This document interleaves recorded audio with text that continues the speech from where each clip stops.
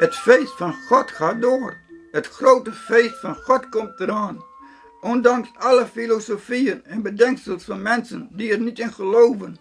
Tinus Dauma zijn hiem is zijn riek en zijn hoes de verste bestemming dat er hem als lietsrentenier van goed 60 jaar deljong had. Het is likwijls geen stil en waarom lut zijn libben. Kriegel als een bij skrepte door de tijd. Met je? Dag Tinus. Ja, ik ben door aan de gang. Winterklusjes, ben ik bij bezig.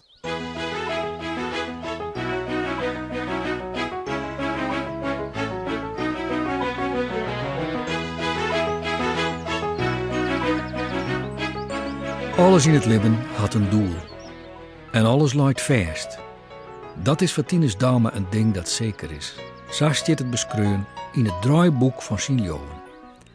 Daarin vindt hij de kracht en de leiding die hem stuurjouwt om het duistere dwaan en litten.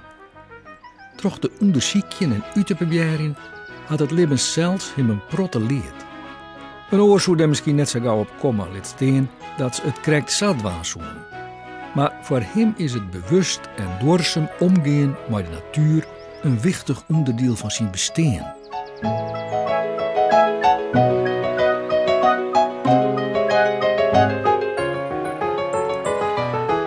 Alles had in de egen van Tinus een speciale weerde.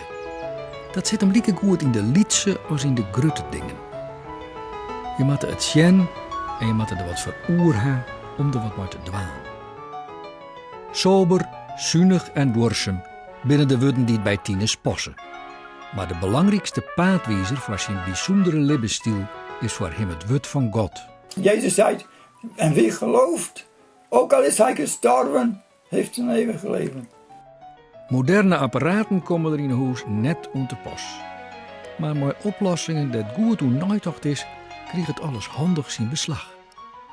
Het besleur van de huishouding jouwt hem tegelijk de gelegenheid om dieper na te denken hoe de zin van het bestaan.